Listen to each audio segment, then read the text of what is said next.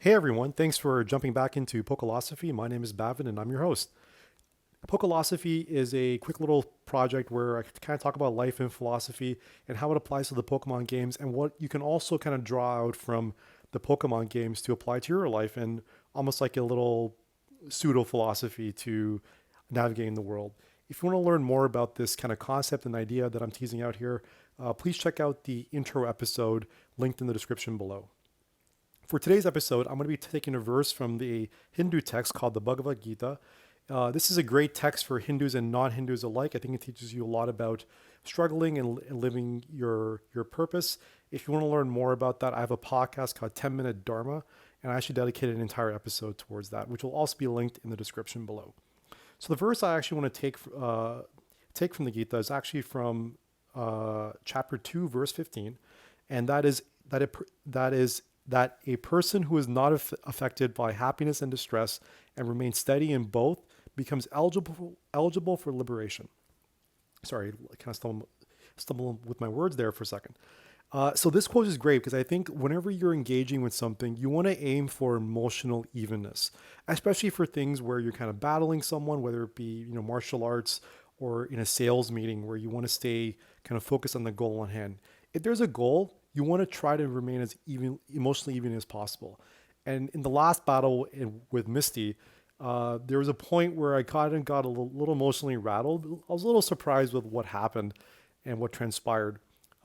And in retrospect, I should have done different things, but largely because I was a little frazzled with how that kind of went. So I wasn't able to think clearly enough. This happens in all aspects of our lives. We're not immune to this, and it takes a lot of practice and dedication to bring a meditation-like state or ability to focus your attention away and back to center in all aspects of our lives. So this is a great practice of mindfulness. And Bruce Lee, there's a meme that also I stumbled on Twitter the other day, which kind of is a nice parallel to what I'm experiencing right now, is that he says in this meme here, learn to discipline your emotions, because if you don't, your enemies will use them against you. So this is not just, selfishly you want to stay emotionally even to make the best decision. You want to do that as a form of defense too, because a lot of times you can get taken advantage of if you're emotionally compromised. So this is a work that we all have to do in our lives, whether it's as simple as not getting your coffee at a coffee shop to interviewing for a big role that you've been preparing for all your life.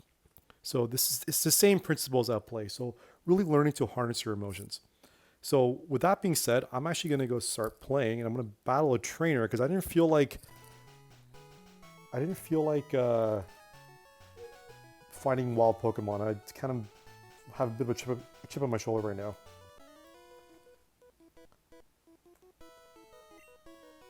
Okay, let's see what happens here. Oh yes, it's the hiker, right. So I have a funny story about this hiker. So I actually created a thumbnail for this episode before I started recording, and I happened just to pick Geodude, who's what he's going to use, and I actually saved this game right before I fought the trainer, and I didn't know that he was going to do that. And I decided to just put Geodude in and start recording from his, because I think it'd just be a good segue into the thumbnail. So it wasn't planned, I just happened to be facing him right now. I don't know if that made sense to you, but that's totally fine. So let's switch Pokemon because I'm just trying to get experience points from Magikarp. So we're going to put Rattata. So I actually taught my Rattata Water Gun. Don't ask why, I just wanted to use it, and he's the only Pokemon I was able to use it with. And as we know, water against rock Pokemon is excellent and strong. Done. One hit KO. Well done. 118 points. Whoa. Okay. Another Geodude. No, I'm just going to use Water Gun again. This is surprisingly easier than yesterday's episode with Misty.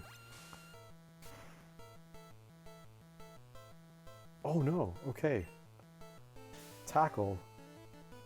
That's fine. We're just going to use Water Gun again.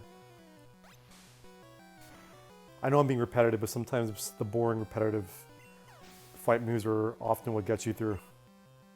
238 points. Oh, fighter Pokemon. Who should I use? Machop. Let's use Butterfree. How's that?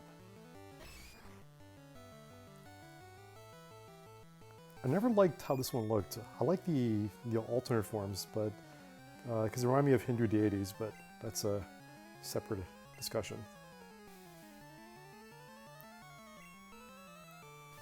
I always use the poison power as Butterfree's first move. Any leverage against an opponent like that will always help you. Confusion. Oh, that's a good hit. Nope, not too much. There, easy damage. Another confusion should be enough. Nice, well done, Butterfree. Oh wow, 244 points. Geodude, oh I know who I'm going to use. Of course. No, first we're going to use Magikarp. Let's get Magikarp some points.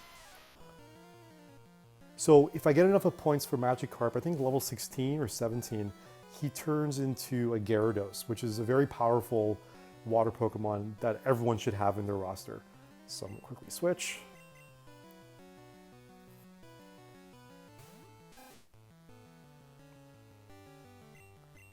I kind of like the symbolism of Gyarados. It's the unassuming carp, fish-like Pokemon that can't do anything, turns into the dragon.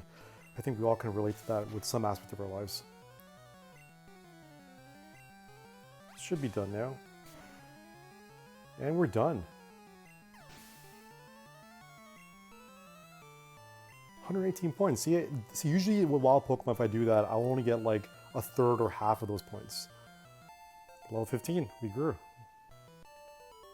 There you go. So fighting trainers is always good. You get a lot of experience points that way. And this was an easy battle. You know, thank goodness for my Rattata having Water Gun. Anyways, that is today's episode for Pokélosophy. Hope you enjoyed it.